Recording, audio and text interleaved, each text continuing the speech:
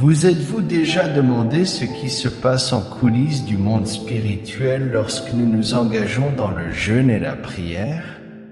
Laissez-moi vous raconter une histoire qui pourrait répondre à cette question, une histoire qui s'est déroulée dans les temps anciens mettant en scène Moïse et ses disciples, les enfants d'Israël. Voici le récit de leur rencontre avec les Amalécites. Imaginez la scène de Moïse menant son peuple dans une bataille féroce contre les épais ennemis des Amalécites, les cris résonnant dans le champ de bataille et le destin d'un peuple suspendu à la balance. À ce moment crucial, Dieu a ordonné quelque chose d'apparemment simple mais profondément significatif à Moïse dans l'Exode 17h1. Nous lisons les paroles divines. Lève tes mains, Moïse. Et voici le retournement fascinant. Dieu n'a pas seulement demandé à Moïse de lever les mains vers le ciel, mais il a exigé qu'il les maintienne levées. Ce n'était pas seulement un geste symbolique, mais une obéissance physique ininterrompue. Car dans cet acte d'obéissance physique, quelque chose d'extraordinaire se produisait dans le royaume invisible. Lorsque Moïse gardait les mains levées, Israël gagnait du terrain et remportait la victoire.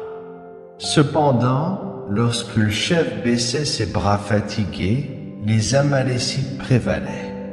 Cela peut sembler un détail curieux, mais cette histoire ancienne nous révèle la connexion entre l'obéissance physique et la libération spirituelle. Une vérité profonde. Nos actions physiques ont un impact direct sur le royaume spirituel. Dans l'épopée de la bataille entre Moïse et les Amalécites, quelque chose d'extraordinaire se produisait à chaque fois que Moïse levait physiquement les mains. Imaginez être là, dans l'ombre du champ de bataille, des anges étaient libérés chaque fois que Moïse obéissait à l'ordre divin de maintenir les mains levées. Ces êtres célestes n'étaient pas seulement des spectateurs, ils étaient des guerriers spirituels et leur destin était directement lié à l'obéissance physique de Moïse.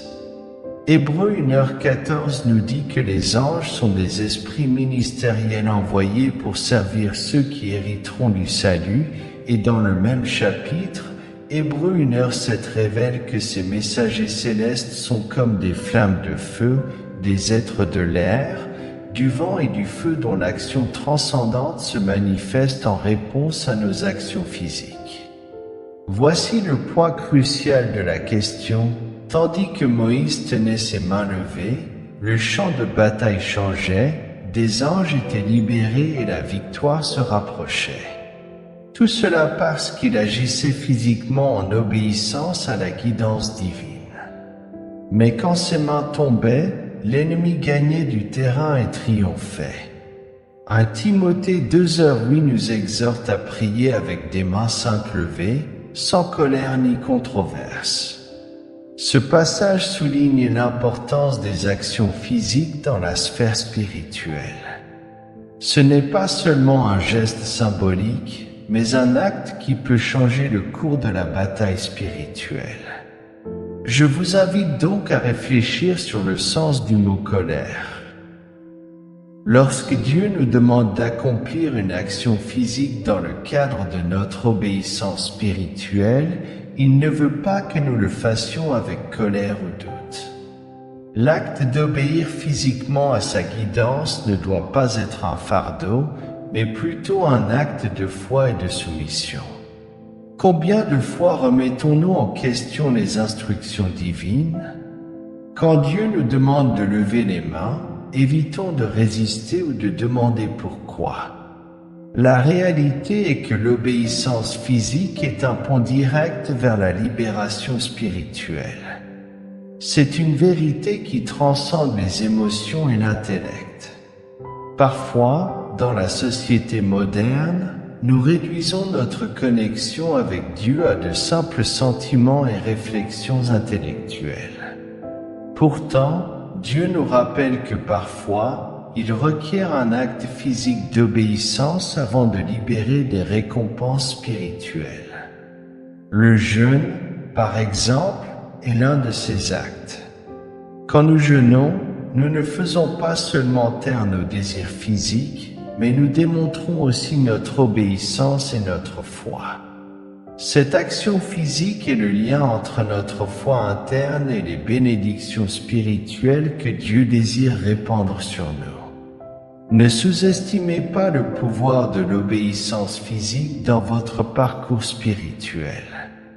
Lorsque Dieu vous demande d'agir physiquement selon sa volonté, faites-le avec foi, sachant que cet acte est le véhicule de la libération spirituelle et des bénédictions divines qu'il a réservées pour vous. Il y a des moments dans nos parcours spirituels où Dieu appelle à des actions physiques. Avez-vous déjà demandé pourquoi? La réponse réside dans la profonde connexion entre ces actions physiques sur terre et le pouvoir spirituel déclenché dans les cieux.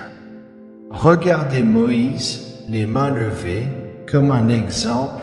Tant que ses mains restaient levées, la grande victoire prévalait pour Israël. C'est la preuve que l'obéissance physique libère un pouvoir spirituel extraordinaire. Lorsque nous nous soumettons à l'obéissance physique, nous bénéficions de la faveur divine, de l'assistance céleste, de la protection, de la guérison, des miracles et des bénédictions. Et lorsque vous vous engagez dans le jeûne et la prière, un torrent de pouvoir surnaturel de Dieu est libéré, accompagné de sa cohorte céleste. La preuve en est dans la Bible elle-même. Imaginez cette vérité, plus vous grandissez dans votre foi, plus le diable cherche à vous attaquer. Certaines personnes peuvent même penser qu'il vaut mieux ne pas atteindre des niveaux spirituels plus élevés pour éviter d'attirer l'attention du diable. Cependant, le fait incontestable est que l'ennemi est déjà conscient de vous, il ne ignore pas votre présence. Considérez ceci, qui est le mieux protégé au milieu d'une bataille? Un nouveau soldat inexpérimenté ou un général de haut rang? La réponse est évidente, le général a une force vaste autour de lui garantissant sa sécurité. De même, lorsque vous grandissez dans votre foi et obéissez physiquement à la guidance de Dieu, vous devenez comme un général spirituel, avec une protection divine large et puissante. La vérité incontestable est que plus votre niveau de foi est élevé, plus le niveau de protection angélique qui vous entoure est élevé. Lorsque Dieu vous confie des tâches importantes, il se manifeste de manières extraordinaires. Rappelons-nous l'exemple inspirant d'Élisée. Lorsque son serviteur était terrifié par le siège des Syriens, Élisée ne désespérait pas. Il a demandé à Dieu d'ouvrir les yeux du serviteur, et pour la surprise de tous, le serviteur a vu des chars et des chevaux de feu les entourant. Cela nous enseigne que, tout comme l'appel et les tâches deviennent plus grands, la protection divine s'intensifie également, couvrant non seulement vous, mais aussi votre famille. Ne soyez donc jamais intimidés à rêver grand, à demander beaucoup et à croire fermement. Ne laissez pas la peur de faire face à une plus grande opposition de l'ennemi vous dissuader, car vous n'en êtes qu'au début de votre parcours spirituel. Des niveaux plus élevés vous attendent, et avec eux, une protection angélique plus puissante. Louons et glorifions le Seigneur. Si vous croyez en cela, permettez-moi de vous guider vers le livre de Daniel, chapitre 10. Daniel était profondément immergé dans un jeûne de 21 jours, s'abstenant de nourriture désirable et ne consommant que des légumes et de l'eau pendant cette période de recherche fervente de Dieu. Un ange est venu à lui et l'a touché. Daniel est tombé à genoux et sur les paumes des mains, ses mains tremblantes en présence de l'angélique. L'ange a appelé l'homme très aimé et lui a dit, « Prête attention aux paroles que j'ai pour toi. » Observez l'intrigant parallèle ici. Daniel a choisi de ne pas manger de nourriture agréable pendant son jeûne et l'ange a appelé l'homme très aimé. La décision de Daniel de se refuser les plaisirs terrestres et de chercher intensément Dieu l'a rendu extrêmement agréable aux yeux de Dieu. Souvenez-vous, lorsque vous vous engagez à chercher ardemment Dieu, lorsque vous jeûnez et priez avec détermination, vous devenez un homme ou une femme très aimé aux yeux du divin. Ce que vous sacrifiez dans la chair est abondamment récompensé en spiritualité et dans l'amour de Dieu. Il est crucial de comprendre la différence cruciale entre l'amour de Dieu et la faveur de Dieu. L'amour de Dieu est inconditionnel, éternel, 24 heures sur 24, 7 jours sur 7. Rien de ce que nous faisons ne peut augmenter ou diminuer l'amour qu'il a pour nous. C'est un amour immense, non mérité et généreusement donné. Dieu nous aime parfaitement, indépendamment de nos actions. En revanche, la faveur de Dieu est quelque chose de différent. Il nous la confère initialement comme un don, mais l'augmentation de cette faveur dépend de nos actions et de notre recherche de sa volonté. L'amour de Dieu est constant, mais la faveur divine s'accroît alors que nous recherchons et obéissons diligemment à lui. L'histoire de Daniel illustre vivement cette croissance extraordinaire dans la faveur divine. Son récit est un exemple remarquable de la manière dont nous pouvons expérimenter une augmentation significative de la faveur divine lorsque nous gagnons cette faveur en prenant des mesures physiques d'obéissance qui apportent la libération spirituelle.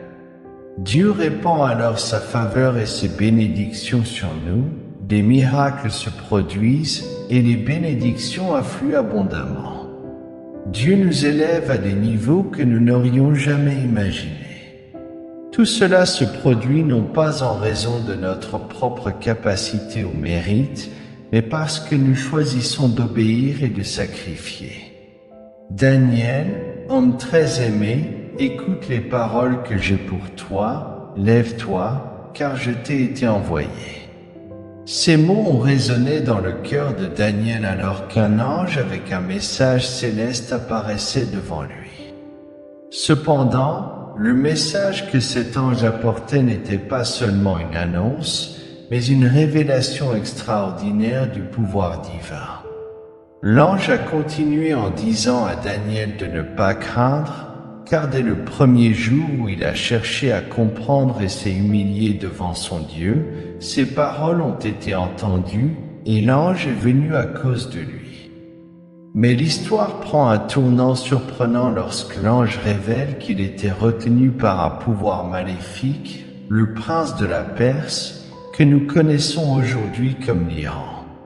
Pendant 21 longs jours, ce pouvoir diabolique a bloqué le chemin de l'ange.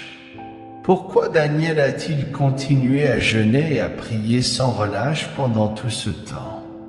La réponse est simple, il était déterminé à rechercher l'amour de Dieu. Sa dévotion persistante a-t-elle attiré l'attention du ciel? En réponse, l'archange Michel, l'un des principaux princes célestes, est venu aider l'ange envoyé à Daniel. Cela nous enseigne une leçon puissante, il n'y a pas de grande bataille entre Dieu et Satan. Dieu, avec un simple geste, a chassé Satan du ciel.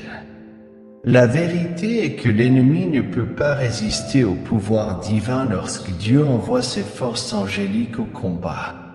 Nous sommes en effet une partie intégrante de ce conflit spirituel. Les anges et les démons sont engagés dans une lutte continue et les anges ont les réponses à nos prières. La réalité étonnante est que nos actions physiques peuvent déclencher un pouvoir spirituel qui affecte directement cette bataille céleste. Nous sommes tous des acteurs cruciaux dans le résultat de cette bataille. C'est l'essence de la leçon que cette histoire nous enseigne. Laissez-moi vous rappeler les paroles de Jésus dans Matthieu 17h19, lorsqu'il a dit à ses disciples pourquoi ils n'ont pas pu chasser un démon. Il a donné 2 raisons, le manque de foi et l'appartenance à une génération impie. En d'autres termes, il leur a dit qu'il était déconnecté. Le manque de foi en Dieu se produit lorsque nous nous déconnectons de sa parole, de la prière, de la louange et de sa présence. Cela entraîne l'incrédulité qui apporte avec elle la peur, l'anxiété et le désespoir. La méchanceté provient de la déconnexion avec Dieu et de l'attachement excessif au monde. Maintenant, permettez-moi de partager avec vous la solution qui se trouve dans Matthieu 17h21. Cette sorte ne sort que par le jeûne et la prière. La prière est le chemin pour se reconnecter à Dieu, tandis que le jeûne implique de se déconnecter du monde en s'éloignant des désirs de la chair, des yeux et de l'orgueil mondain. Quel que soit votre rôle, que vous soyez un pasteur, un prédicateur ou un simple croyant, alignez-vous avec Dieu en reconnaissant quand vous vous déconnectez de lui et devenez excessivement connecté au monde. Lorsque nous prenons conscience de notre déconnexion avec Dieu, c'est un moment d'humilité et d'authenticité. C'est lorsque nous jeûnons et prions que nous nous reconnectons à Dieu et récupérons la domination et le pouvoir sur l'ennemi. Nous devenons à nouveau rayonnants et loin, et nous expérimentons à nouveau la faveur de Dieu dans nos vies. Mon appel pour vous est donc de vous engager dans un voyage pour devenir très aimé de Dieu au cours des 21 prochains jours. Ce n'est pas une déclaration arrogante, mais un acte d'humilité et un désir que Dieu dise de vous ce qu'il a dit de Daniel, « Tu es très aimé de moi ». N'oubliez jamais que l'obéissance physique a le pouvoir d'apporter la libération spirituelle, car lorsque nous agissons physiquement conformément à la volonté de Dieu, nous déclenchons efficacement une transformation spirituelle dans les cieux. Donc, engagez-vous dans le voyage de vous reconnecter à Dieu en recherchant sa faveur et sa bénédiction, car c'est ce que nous désirons tous, la faveur divine dans nos vies. Louons le Seigneur. J'espère que cette vidéo vous a béni. Veuillez la partager avec un ami qui a besoin d'entendre ces paroles. Que Dieu vous bénisse et à bientôt.